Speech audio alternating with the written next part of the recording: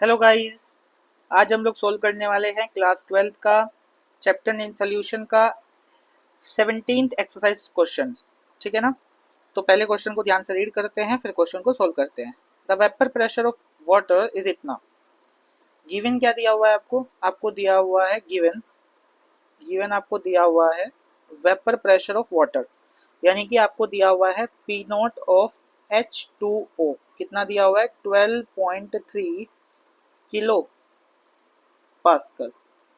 ठीक है, एट इतने temperature. Calculate vapour pressure of 1 molar of a non volatile solute in it. आपको बोला हुआ है कि आपके पास क्या है, 1 मोलर का सोल्यूशन है जिसके अंदर जो सोल्यूट प्रेजेंट है वो नॉन वोलेटाइल है। आपको क्या करना है, आपको वेपर प्रेशर निकालना है उस सोल्यूशन का। तो जब भी एक कंपोनेंट नॉन वोलेटाइल हो और दूसरा कंपोनेंट वोलेटाइल हो, तो जो फॉर्मूला हम लोग यूज करते हैं वो यूज करते हैं P naught minus P S divided by P naught is equals to mole fraction of solute. यही वाला फॉर्मूला हम क्या करते हैं, यूज करते हैं। और यहाँ से मुझे निकालना क्या है, मुझे पी एस निकालना है। बाकी चीजें मुझे क्या करनी पड़ेगी, दिए हुए डाटा से कैलकुलेट करनी पड़ेगी। ठीक है ना, गिवन है मुझे बाकी चीजें, मुझे पी एस कैलकुलेट करना है। तो मुझे निकालना क्या है, मुझे कैलकुलेट करना है पी एस। तो सबसे पहले हम निकाल लेते हैं मोल फ्रैक्शन ऑफ सोल्यूट। तो मोल फ्रैक्शन ऑफ सोल्यूट निकालने के लिए मुझे दिया हुआ है क्वेश्चन के अंदर 1 मोलर सोल्यूशन।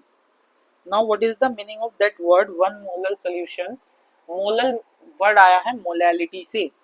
तो इसका मतलब ये हुआ कि मुझे बोला हुआ है कि 1 mole of non volatile solute is present in 1000 gram of solvent. Molality की डेफिनेशन क्या है? मोलैलिटी की डेफिनेशन फॉर्मूला क्या है? ए भाई, moles of solute divided by mass of solvent in KG. कितने मोल्स 1 केजी सोलवेंट के अंदर प्रेजेंट है, वही मेरी क्या कहलाती है, मोलैलिटी। तो मुझे बोला हुआ है 1 मोलर सोल्यूशन, यानी कि 1 मोल नॉन वोलेटाइल सोल्यूट प्रेजेंट है 1 केजी या फिर 1000 ग्राम सोलवेंट के अंदर। और सोलवेंट क्या होगा मेरा, मुझे बोला हुआ है वाटर के बारे में पहले से ही बात की हुई है, तो सोलवेंट क्या हो जाएगा मेरा, वाटर। अब मुझे कैलकुलेट क्या करना है, मुझे कैलकुलेट करना है मोल फ्रैक्शन ऑफ सोल्यूट। तो मोल फ्रैक्शन ऑफ सोल्यूट का फॉर्मूला क्या हो जाएगा, moles of solute divided by moles of solute plus moles of solvent. ठीक है, moles of solute upon moles of solute plus moles of solvent.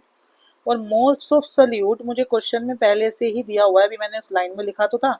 ये रे, ये ना मुझे पहले से ही दिया हुआ है मोल्स ऑफ सोल्यूट, है ना। ये मुझे पहले से ही क्या है, गिवन है। कितना है मोल्स ऑफ सोल्यूट मेरे पास? मोल्स ऑफ सोल्यूट है मेरे पास 1।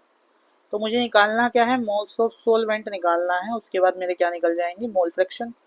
और मोल्स ऑफ सोलवेंट का फॉर्मूला क्या होगा, given mass upon molar mass.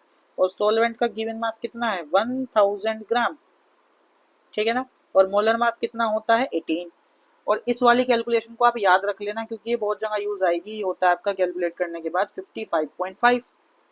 इतने क्या आ गए, मोल्स आ गए किसके, सोलवेंट के। अब आपको क्या निकालना है, मोल फ्रैक्शन ऑफ सोल्यूट। तो मोल फ्रैक्शन ऑफ सोल्यूट कितना हो जाएगा, 1 डिवाइडेड बाय 1 प्लस 55.55। तो कितना आ जाएगा, जब आप यहाँ से कैलकुलेट करेंगे आएगा 0.0177। ये आ गया आपके मोल फ्रैक्शन। निकालना क्या है आपको, आपको निकालना है वेपर प्रेशर ऑफ सोल्यूशन, यानी कि पीएस निकालना है। फॉर्मूला क्या था, P note minus P S. P note आपको गिवन है जो कि है 12.3 minus P S upon P note, यानी कि 12.3। और मोल फ्रैक्शन आपके कितने आ गए, 0.0177। ठीक है ना।